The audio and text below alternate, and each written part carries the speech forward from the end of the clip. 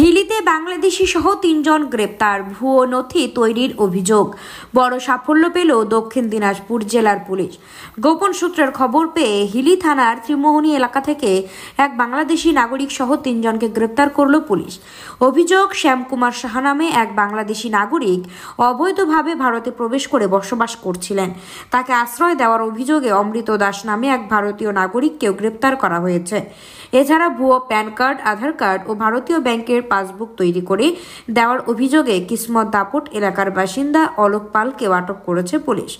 DSP headquarter Vikram প্রসাদ এক সাংবাদিক সম্মেলনে জানান, ধৃতদের আদালতে পেশ করা হবে। পুলিশের পক্ষ থেকে তদন্ত শুরু হয়েছে। Bureau report, Uttarbanga today 24। আনন্দ সংবাদ, সুশিক্ষার শুভ সংবাদ জানাচ্ছে প্রসাদগঞ্জ বিদ্যানিকেতন, যেখানে central model academy English medium স্কুলে 2025-26 শিক্ষাবর্ষের নার্সারি থেকে পঞ্চম শ্রেণী পর্যন্ত ভর্তি চলিতেছে। শুধু তাই নয়, দুস্থ ও মেধাবী ছাত্রছাত্রীর জন্য পড়াশোনা সম্পূর্ণ বিনামূল্যে। আমাদের ঠিকানা সুফলগঞ্জ মোলানি পোস্ট অফিসের পাশে। যোগাযোগ নম্বর 7001398712, এছাড়াও 9933673346।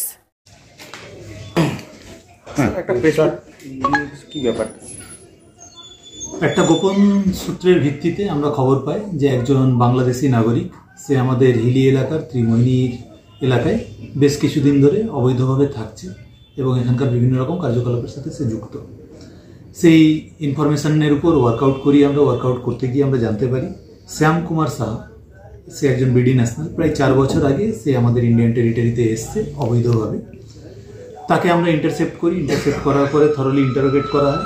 ইন্টারোগেশনে জানা যায় সে হিলি এলাকারই অমৃত দাস বলে একজন ব্যক্তি, তার বাড়িতেই শেল্টার নিয়েছে, তার ফিশ ফার্ম, সেখানে শেল্টার নিয়েছে এবং সেখানেই সে মাছের দেখাশোনার কাজে নিযুক্ত রয়েছে। তো আমরা এই অমৃত দাসকেও ডিটেইন করি এবং তাকে জিজ্ঞাসাবাদ করে জানা যায় যে তিনি এই ব্যক্তিকে শেল্টার দিয়েছিলেন। আরও ফার্দার ইন্টারোগেশনে আমরা যেটা জানতে পারি যে এই শ্যামকুমার সাহা এই অমৃত দাসের সহযোগিতায় তার আধার কার্ড এবং প্যান কার্ড তৈরি করেছেন ইন্ডিয়ান।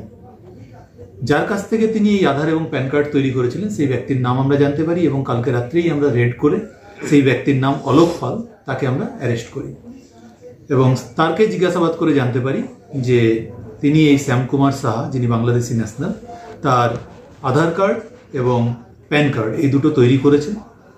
তার জন্য তিনি বেশ কিছু টাকা চার্জও করেছেন। এই মুহূর্ত পর্যন্ত আমরা এই 3 জনকে অ্যারেস্ট করেছি এবং আমাদের ফার্দার যে প্রসিডিউর সেটা চলছে। আজকে কোর্টে তোলা হচ্ছে 3 জনকে? আজকে এই 3 জনকে কোর্টে তোলা হচ্ছে। আমরা 7 দিনের পুলিশ রিমান্ডের প্রেয়ার দিয়ে পাঠাচ্ছি। এই সঙ্গে কি আরো বড় চক্র রয়েছে মনে করছেন? এখনো পর্যন্ত আমরা যেটা পেয়েছি যে এই ধরনের বেশ কিছু র্যাকেট ওখানে চলছে, তবে এই র্যাকেটের সাথে যুক্ত প্রত্যেকটা লেয়ারের প্রত্যেকটা অভিযুক্তকে আমরা ধরতে পেরেছি। আরো যদি কেউ যুক্ত থাকে তাহলে তাকেও আমাদের ধরার চেষ্টা। অলোক পাল কি কাজ করেন?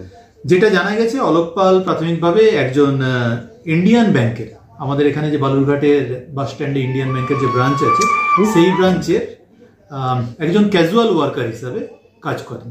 তো সেখানে তিনি বিভিন্ন রকমের ডকুমেন্টস ভেরিফিকেশন বা ডকুমেন্টস তৈরি এই ধরনের কাজগুলো করেন। বাকি আরও তার ডিটেলস আমরা ডিউরিং পিসি পিরিয়ডে জানতে পারবো। কি উদ্ধার হয়েছে এখনো পর্যন্ত আমাদের সার্চ প্রসিডিওর চলছে, তো কমপ্লিট হলে আমরা আপনাদেরকে জানাবো। কি কি ধারা তোলা হচ্ছে?